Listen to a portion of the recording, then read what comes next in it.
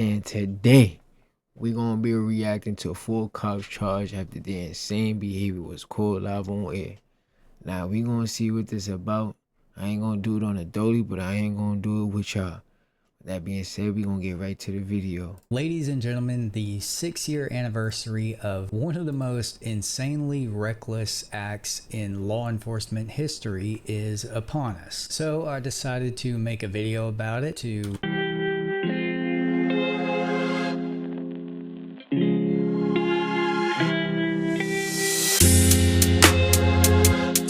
Alright, with this channel, we get to the chase, y'all. of a Regent Jeweler, which is a jewelry store in Coral Gables, Florida. Ronnie was dressed up like a postal worker, and he was wearing one of those old man masks that made him look like a old white guy. Now, the store wasn't really open, but the owner thought that this was a guy delivering a package from the mail, so he went and unlocked the door and just let Ronnie in. One more day. Of course, as Ronnie got into the store, he threw down the boxes he had in his hands and he revealed a silenced pistol. Ronnie was there to rob the place, and he immediately started barking orders at everyone around. He even fired a shot into the ground that actually ricocheted off the ground and just barely grazed one of the workers' heads. She was like literally millimeters from being killed. Ronnie then forced one of the workers to fill a bag that he had brought with a bunch of jewelry, and then he fled out the back door where his getaway driver Lamar Alexander was waiting. But as Ronnie was exiting the store, the jewelry store owners decided to take things into their own hands. They went to the back of the store and got their guns and actually shot Ronnie in the back as he was running to the U-Haul that him and Lamar had rented to do this heist. I remember this case, but I never really looked deep into it. They also knocked out one of the windows in the back of that U-Haul as well in the gunfight. No one else was injured, but Ronnie and Lamar had two pretty serious problems on their hands. The first one being that Ronnie had just been shot and probably needed medical attention. Another problem was that the back window of their van had been shot out, so they knew their vehicle was going to be recognized pretty quickly. They didn't know this at the time, but the jewelry store's silent alarm had already went off, and one of the bullets from their gunfight had actually struck the city hall building that was across the street, and that building was locked down immediately, of course. Ronnie and Lamar were probably already hearing some sirens as bullets was flying. They were peeling out of that jewelry store parking lot. Coral Gables is not some small town. It's basically right in the heart of Miami. So Ronnie and Lamar had to have known that they were going to be dealing with a relatively well-organized and certainly well-funded police department. So about 15 minutes goes by and they're still able to evade the police, and they were actively looking for a different vehicle to get into. About a mile and a half away, 27-year-old Frank Ordonez was out delivering packages for the first time on his new route. Just remember, he woke up today thinking his day was going to be a regular routine, what he do every day. Wake up, brush his teeth, eat, go to work, load up his van, deliver his packages, have his lunch, go home to his family. And he got into some chaos. Just completed the training for this route the day before. Everything was going pretty good for Frank's first day, and he can even be seen on some surveillance footage delivering what would be the last package he would deliver that day. If you ever work for UPS, FedEx, Amazon, whatever, packages delivered right here, and you walking up a ramp like that, and you raise that package up in the air with that one arm, if you worked in that industry, you know what that means. You're going home after you drop that package off. You're going home. Or ever. Shortly after Frank dropped off that package, Ronnie can be seen entering the frame and taking over the truck. So it goes without saying that Ronnie and Lamar were not some Robin Hood heroes or citizens just trying to get by. These guys had absolutely no respect for anyone around them, and they were willing to kill anyone who got in their way. But for whatever reason, they ultimately decided not to kill Frank and took him hostage instead. Their cover was immediately blown though, because the citizen that Frank had just delivered that package to saw the whole thing take place and immediately called 911. Police, the UPS truck. And that right there say that UPS driver life Now my thing is like, what if that neighbor or that person didn't see everything that just folded? How else would the outcome would have been? I really want to know.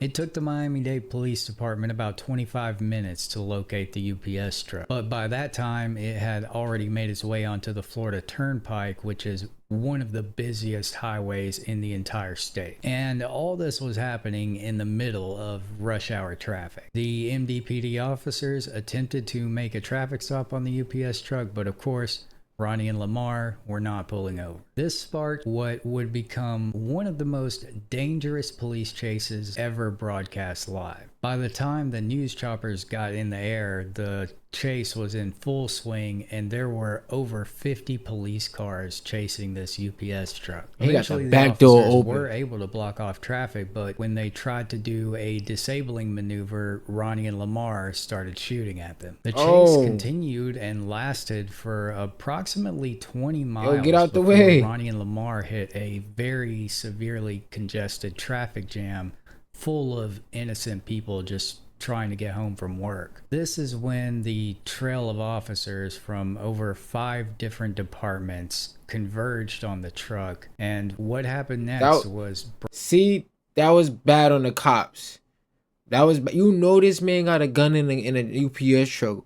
Why would you want to stop him on traffic where there's mad people with your guns pointed? Because now what if he starts shooting at y'all? Y'all gonna start shooting back. Broadcast. And now you're gonna be spraying bullets to him and everybody else. Like, on yo. live television. Looks like somebody got Yo. on the seat, but remember, Look at that, all these cops. we have the UPS driver still in that This man got an truck. assault rifle. We can hear the shots being fired. Oh, We can see? the, See? Why? Why? You see what I mean? So you putting mad people life in danger, bro. the Yes. gunfire there coming And in traffic. I get it. You can aim at one target and he trained to be at one, but come on, bro. Bullets can spray, bro.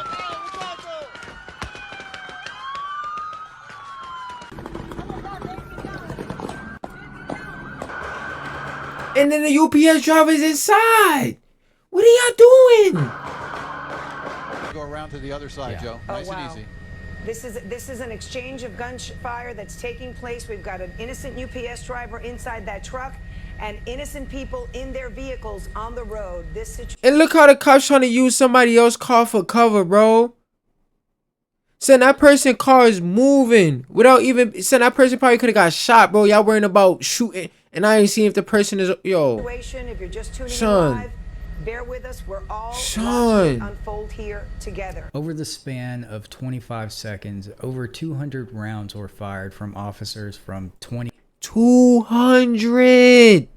different departments. The UPS truck and multiple surrounding civilian vehicles were all struck by the gunfire. Both Ronnie and Lamar were killed in the gunfight, along with their hostage, Frank, and a 70-year-old motorist named Richard Cutshaw. See? I bet you he was in that blue car, bro. Not only you was shooting at the freaking suspects in the UPS truck, you shot at the man. The person called you. Couldn't even say y'all didn't know, because the person called you, said, yeah, the UPS driver just got robbed and he's inside the car. And y'all decide to shoot 200 rounds of bullets in a car when the UPS is in there as well. So y'all killed not only the suspect, y'all was desperate to do that, but y'all killed the man who's... Bro, and then y'all killed him. Oh, man, just bro, I'm happened to be pissed, sitting bro. at the intersection at the wrong time. Now, obviously, the police response to this whole situation drew public scrutiny pretty quickly. Not only because there were innocent lives negligently taken by the officers, Facts. but also because their tactics were Stupid. an absolute joke. Several officers Stupid. opened fire on that UPS truck. Of course, when the chase came to an end, you saw it right here. And Son. we wanted to know, was it necessary? And Local 10 News reporter Christina Vasquez is live with some of those answers to our questions. The public's reaction to yesterday's shootout was swift on social media. Some users claiming the officers involved acted recklessly. Here's Miami-Dade Trigger Police finger Department happy Director cops, Juan bro. Perez.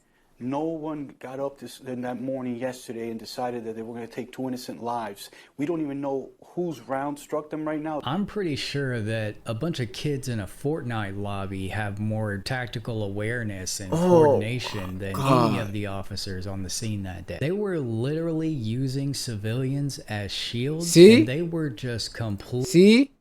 I didn't I say that, y'all? Come on, bro. Completely oblivious to the crossfire in the middle of a busy highway full of cars. They made no attempt to negotiate or back off the pursuit at any point in time. They just came in there guns blazing and kept shooting until the problem was. My opinion, saying they could have waited for that light to turn green, and then it just continued following UPS route until they had the opportunity to get at the UP, because eventually the truck is gonna run out of fuel. Just keep following it, bro. That was, come on, son. And at first, their narrative was that they were simply returning fire and doing everything they could to manage a highly stressful situation. But of course, the public and Frank's family did not want to hear that. Not willing to accept that as an excuse for the absolute madness that took place that day, and the fact that it was broadcast live to the world. See that man gaming set up in the back, bro? You can tell he's into racing, bro. Yo, if you ever see my video, which I know you won't, please holler at me in my DMs or emails or something, man, because I'm trying to see what kind of setup you got over there. Didn't help the departments very That looks much. fun. Frank's family went on to file a lawsuit against multiple agencies that were involved in the incident, and they were later joined by Carlos Lara, whose vehicle was also struck by gunfire and used as a shield by the officers. He filed his own lawsuit. Shortly after the shooting, the Florida Department of Law Enforcement launched an investigation, which took nearly 3 years to complete. It ultimately showed that all of the rounds that were fatal in this incident came from officers, and that Ronnie and Lamar didn't actually shoot anyone, and it was confirmed that both Frank and Richard were killed by police officers. See? Although the prevailing theory at the time was that Ronnie and Lamar had initiated the shootout. In October of 2020, a witness stepped forward and claimed that it was the officers who fired the first shot. Yep. But the FDLE's report didn't really say who fired the first shot, and this aspect of the incident has yet to be factually established. The FDLE report did show that just 4 officers were responsible for 90 of the 200 rounds that were fired that day, and that those 4 officers were responsible for all of the deaths as well. Leslie Lee, Jose Mateo, Rodolfo Mirabal. We have 4 heads, and this one right here looked like a really and Richard Santisteban were all indicted for manslaughter by a Broward County grand jury for their roles in the death of both Frank and Richard. No one was charged with the death of Ronnie or Lamar. Those were considered law enforcement casualties that were justified, and rightfully so. Both of those dudes were scumbags, and they definitely deserved what they got, but not how they got it. The South Florida Police Benevolent Association, which is not a charity, it's a police union, despite what the name would have you believe, immediately condemned the indictments. Surprise, surprise. And they basically argued that, you know, these officers had to make some very difficult situations under a very tense situation, and that if you were to prosecute these officers, it would discourage other officers in the future from, you know, taking action and doing what's necessary to preserve public safety.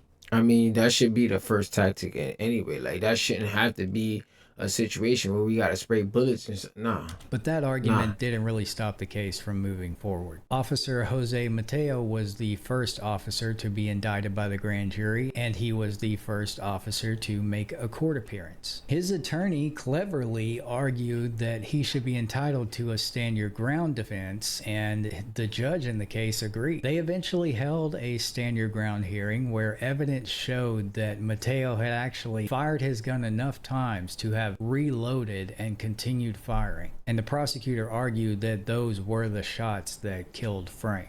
But on September 18th of 2025, a judge ruled in Mateo's favor, said that he was entitled to a stand your ground defense, and dismissed the manslaughter charge.